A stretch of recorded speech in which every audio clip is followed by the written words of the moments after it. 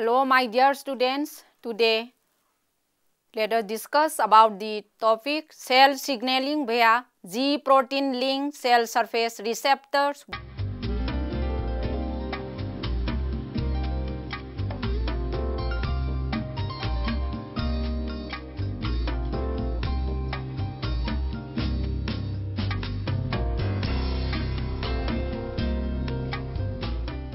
Cells send signals to each other that serve to coordinate cell functions throughout the body.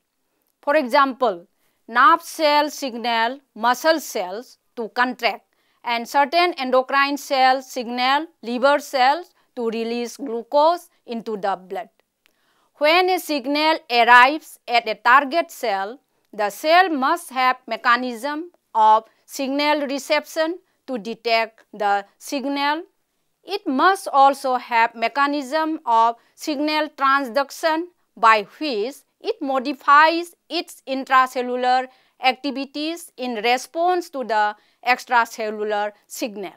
Proteins, including both enzymes and other types of proteins, play key role in both of these processes. G protein link receptors form the largest family of cell surface receptors and are found in all eukaryotes. Next comes extracellular signals initiate their effects by binding to receptor proteins.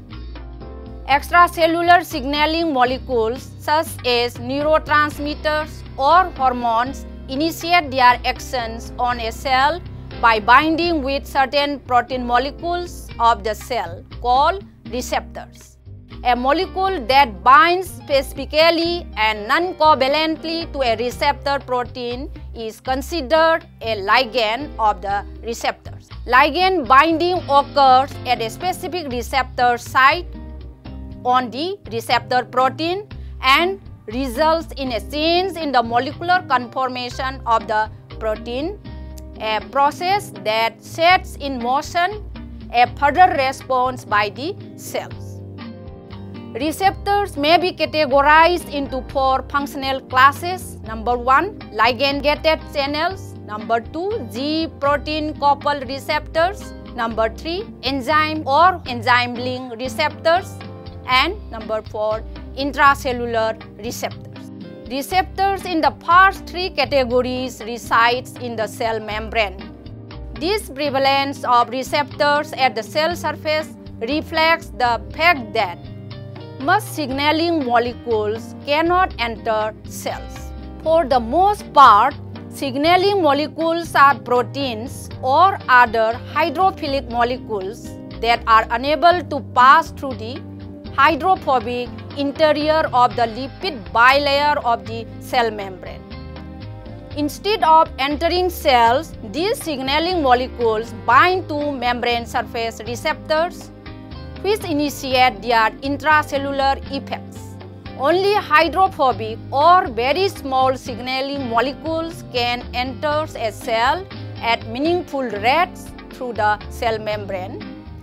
Once inside, such molecules bind to intracellular receptors. Now, let us discuss the properties of the four principal classes of receptors that we have identified. Number 1, ligand-gated channel. A ligand-gated channel is a cell membrane protein that acts as both a receptor and a channel. This sort of channel opens to create a passage for specific solutes, typically inorganic ions, through a cell membrane when the receptor site or sites on the protein bind to specific signal molecules. Ligand-gated channels function mostly in the transmission of nerve impulse across synapses, the narrow spaces between interacting nerve cells or between nerve and muscle cells. The signaling molecules that carry signals across synapses are called neurotransmitters. When a neurotransmitter is released by one cell into a synaptic gap, it diffuses across the gap to the receiving cell. The response of the receiving cell is for ligand-gated channels in the cell membrane to open because of binding of the neurotransmitter to the channels. The open channel permit increased flux of inorganic ions through the cell membrane, thereby changing the voltage difference across the membrane. Next comes G-protein coupled receptors.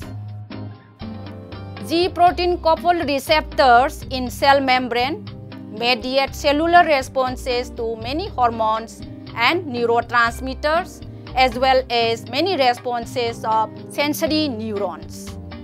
When G-protein coupled receptors in the cell membrane of a cell is activated by binding its ligand, it activates a separate cell membrane protein known as a G-protein.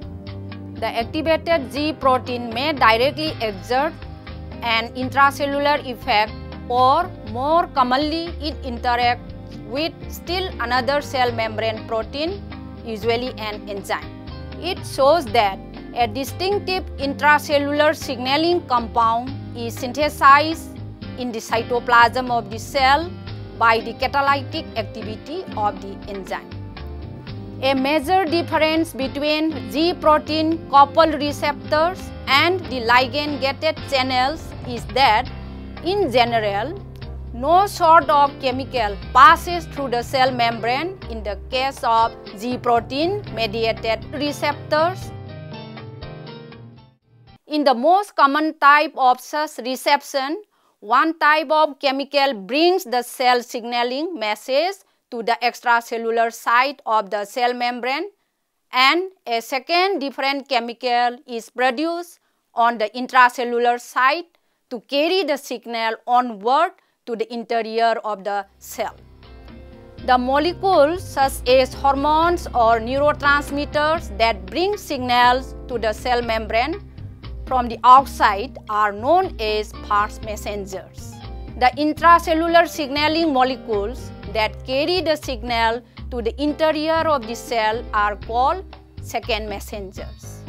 The action of G-protein mediated mechanism in the cell membrane is analogous to a relay race in which the first messenger brings the message to a certain point, but they can go no further and must activate a second messenger for the message to go on. An example is provided by the action of epinephrine or adrenaline on a liver cell. Epinephrine, the first messenger, binds to a G-protein coupled receptor in the cell membrane, which initiates steps resulting in intracellular synthesis of the second messenger 3'/5' cyclic adenosine monophosphate, means cyclic AMP. Cyclic AMP then activates the intracellular responses to the epinephrine signal. Next comes enzyme or enzyme link receptors. Enzyme or enzyme link receptors are cell membrane proteins that either are enzymes themselves or that interact directly with enzyme proteins when activated. They are a more structurally and functionally diverse class of receptors than the two types of cell membrane receptors. As in the case of G-protein mediated reception, molecules or ions do not pass through the cell membrane in this sort of reception, and enzyme or enzyme link receptors often activates the formation of second messengers. Enzyme or enzyme link receptor is a protein that is itself an enzyme. Such a protein is composed of an extracellular receptor region, a membrane spanning region, and an intracellular catalytic region. Binding of the extracellular signaling molecule to the receptor site activates the catalytic site at the other end of the molecule. Next comes signaling via G protein-linked cell surface receptors. For many hormones, occupancy of the plasma membrane receptor initiates a sequence of reactions within the membrane bilayer. Nearly 20 families of coupling molecules known as G proteins functionally link various receptors to nearby effector molecules. The latter in turn generate second messengers that mediate the hormone's intracellular actions. G proteins are trimer. Each has a unique alpha subunit but a beta-gamma dimeric subunit that is similar among family members. The alpha subunits bind to receptors, to effector molecules, and to guanosine diphosphate GDP and guanosine triphosphate GTP. The beta-gamma dimeric subunit may serve to attach the G protein to the plasma membrane. In its inactive state, the G protein is bound to GTP. Creation of a hormone receptor complex causes the appropriate adjacent G protein alpha subunit to bind to the coupled receptor. The G protein then releases its bound GDP and binds instead to GTP. The displacement of GDP by GTP activates the G protein by causing the alpha subunit to dissociate from both the hormone receptor and from its own beta-gamma subunit. The alpha subunit GTP complex then moves to and binds to a nearby membrane effector molecule such as the enzyme adenyl cyclase and phospholipase C or to an ion channel carrier protein. The activity of the effector molecule is either stimulated or inhibited by the specific alpha subunit GTP complex. In this process, the alpha subunit catalyzes the hydrolysis of its bound GTP to GDP and inorganic phosphate. The alpha subunit GDP complex then reassociates with its beta-gamma dimer and thereby reconstitutes the original inactive G protein. The latter is again free to interact with another hormone-coupled receptor molecule and start another cycle. This coupling cycle is repeated with the G protein alpha subunit settling between receptor and effector molecules until the hormone dissociates from its receptor or is internalized and degraded. Magnesium ion is required for the G protein cycle, which is driven by the energy derived from the hydrolysis of the high energy terminal POP bond of GTP to yield GTP. Because the effector generates many intracellular second messenger molecules, the G protein mechanism of signal transduction amplifies greatly the original extracellular hormone signal. Next comes activation and inhibition of adenyl cyclase. G protein couple hormone receptor complexes to at least 3 main effector systems: adenylyl cyclase cyclic AMP system, the calcium calmodulin system, and the membrane phospholipase phospholipid system. The adenylyl cyclase cyclic AMP system was the first to be described and initiated the concept of a second messenger. The plasma membrane enzyme adenylyl cyclase catalyzes formation of cyclic AMP from adenosine triphosphate ATP with magnesium ion as cofactor. A stimulatory G protein GS therefore increases intracellular cyclic AMP levels, whereas inhibitory G protein GI decreases cyclic AMP levels. An increase in cyclic AMP stimulates the activation of protein kinase A. This in turn activates a number of enzymes in numerous metabolic pathways by phosphorylating their individual enzyme kinases. Alternatively, cyclic AMP stimulated phosphorylation may deactivate other enzymes. Thus, after hormone binding to receptor, this system generates a cascade of effects that ultimately changes the flux of metabolites in the cell. In the end, either the storage or the release of an important metabolite may be facilitated.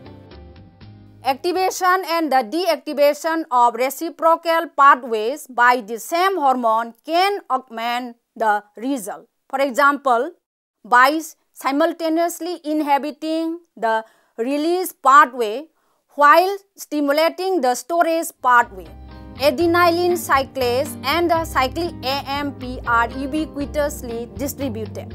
Therefore, the specificity of enzyme responses to a particular hormone also may depend on the compartmentalization of increase in cyclic AMP within the cell or on the proximity of the activated adenylyl cyclase to target enzyme.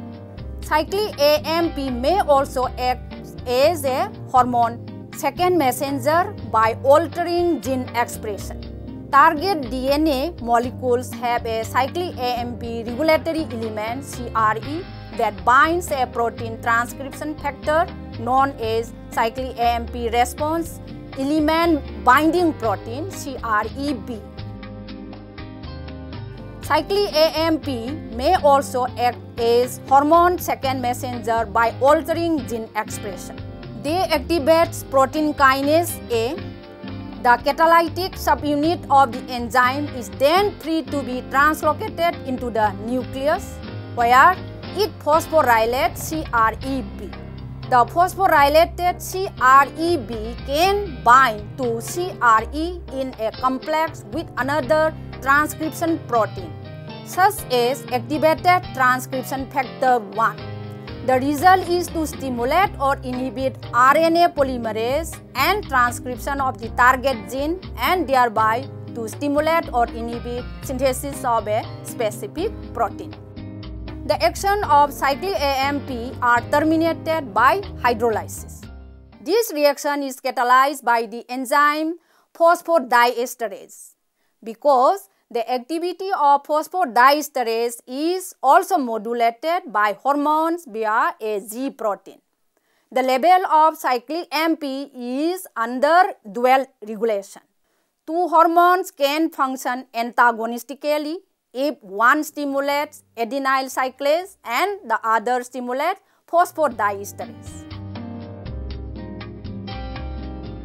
From the above discussion, it is concluded that extracellular signals such as hormones initiate their actions on cell by binding non-covalently with specific receptor proteins. Most extracellular signaling molecules are chemically unable to enter the cells because they are hydrophilic or otherwise unable to pass through the hydrophobic lipid interior of the cell membrane. The receptors for these molecules are cell membrane proteins that fall into three principal functional classes: ligand-gated channels, G protein-coupled receptors, and enzyme-linked receptors. Extracellular signaling molecules that readily pass through cell membrane, such as steroid hormones, thyroid hormones, and nitric oxide, have receptors that belong to the fourth functional class, intracellular receptors. Thank you all.